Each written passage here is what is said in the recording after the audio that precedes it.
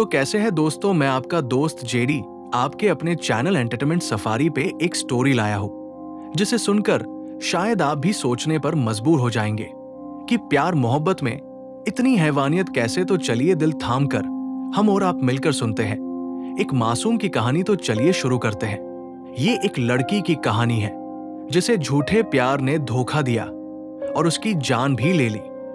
अनन्या गरीब थी। उसके पापा कपड़े की दुकान पर काम करते थे और माँ दूसरों के घरों में चौका बनाती थी। माँ बाप की इकलौती लड़की थी अनन्या। उसे उसके माता पिता ने बहुत लाड़ प्यार से पाला था। वो चाहते थे कि अनन्या पढ़ लिख कर बहुत नाम कमाए ताकि गरीबी का कलंक उसके सिर से हट जाए। जब अनन्या ने 10वीं का इम्तिहान पास किया तो उसके माता पिता बहुत खुश हुए। उन्होंने शहर के एक कॉलेज में उसका नाम लिखवाया। उसके माता पिता ने, क्योंकि इंटर कॉलेज उनके घर से थोड़ी दूरी पर था, उसके माता पिता ने भी कुछ पैसे जुटाकर उसे एक पुरानी साइकिल भी दी, जिससे अनन्या को स्कूल जाना आसान हुआ। जब अनन्या साइकिल पर बैठकर स्कूल जाती है तो उसे लगता है कि वो आसमान में उड़ रही है।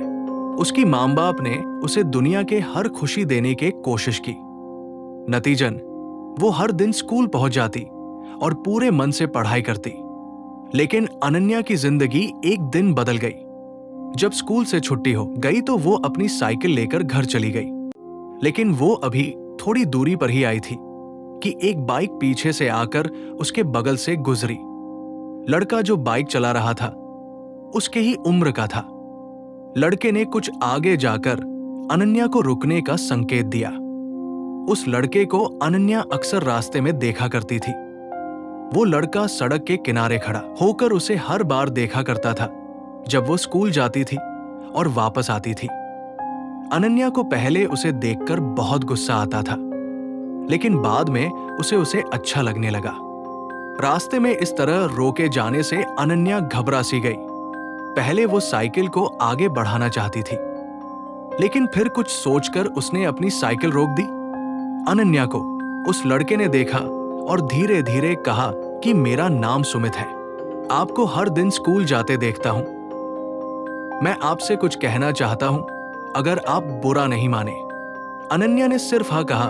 इतने में उस लड़के ने कहा, मैं तुमसे बहुत प्यार करता हूं। सुमित ने मुट्ठी बंद करते हुए शर्ट की जेब से एक गुलाब की कली निकालकर उसके हाथ में रख दी और कहने लगा, मैं तुम्हारे बारे में हर समय सोचता रहता हूं, चाहे उठूं, बैठूं या सो जाऊं।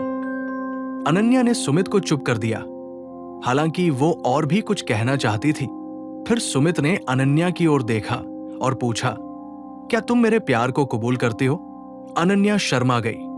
हाँ में उसने चुपचाप गर्दन हिलाई, साथ ही साइकिल पर बैठकर तेजी से साइकिल पर अपने घर चली गई। अनन्या और सुमित की बातचीत इस तरह शुरू हुई। उसके लिए जीने मरने की कस्में खाते हुए सुमित हर दिन उसके लिए कुछ न कुछ लाने लगता है।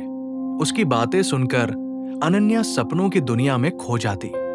एक दिन सुमित ने अनन्या से कहा कि वो कहीं घूमने जाएंगे। अनन्या ने पहले जाने से इनकार कर दिया, लेकिन बाद में वो तैयार हो गई। अनन्या उस दिन बहुत खुश थी। वो समय पर बताई गई जगह पर पहुंच गई जहां सुमित ने उससे मिलने का अनुरोध किया था। अनन्या की साइकिल सुमित ने एक दोस्त की दुकान पर खड़ी कर दी। बाद में अनन्या को बाइक पर बैठा कर चला गया।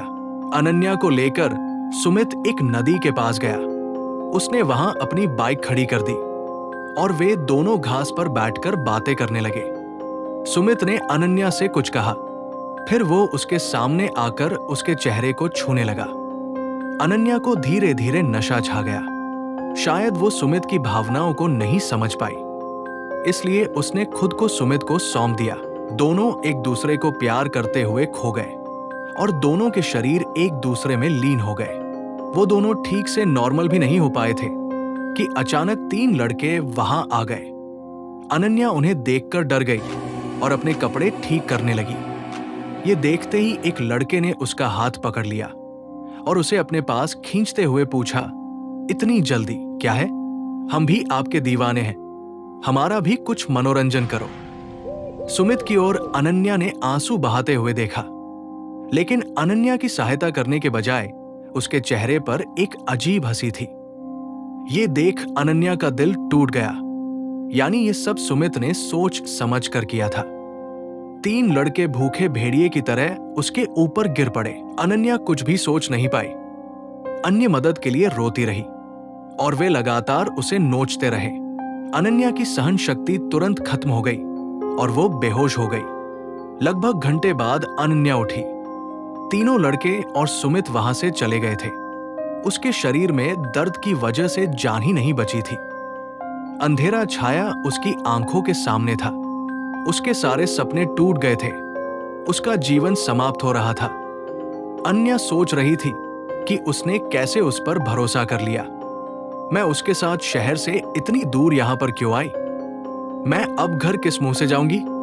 मैं अपने माता पिता को क्या बताऊंगी? वो मेरी हालत देखकर मर जाएंगे। अनन्या का शरीर भी उसका साथ नहीं दे रहा था।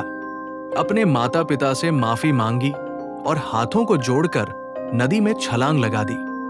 अगले क्षण अनन्या नदी में डूबने लगी। लेकिन अब वो किसी को बचाने के लिए नहीं रो रही थी और बचने की कोशिश भी नहीं कर रही थी। वो अभी भी अपने बेवफा प्रेमी को ही सोच रही थी। उसकी यादें उसे नोच रही थी। फिर एक लंबी सांस ली और हमेशा के लिए उस नदी की गहराई में कहीं खो गई। क्या सच में किसी से मोहब्बत का अंजाम यह होता है?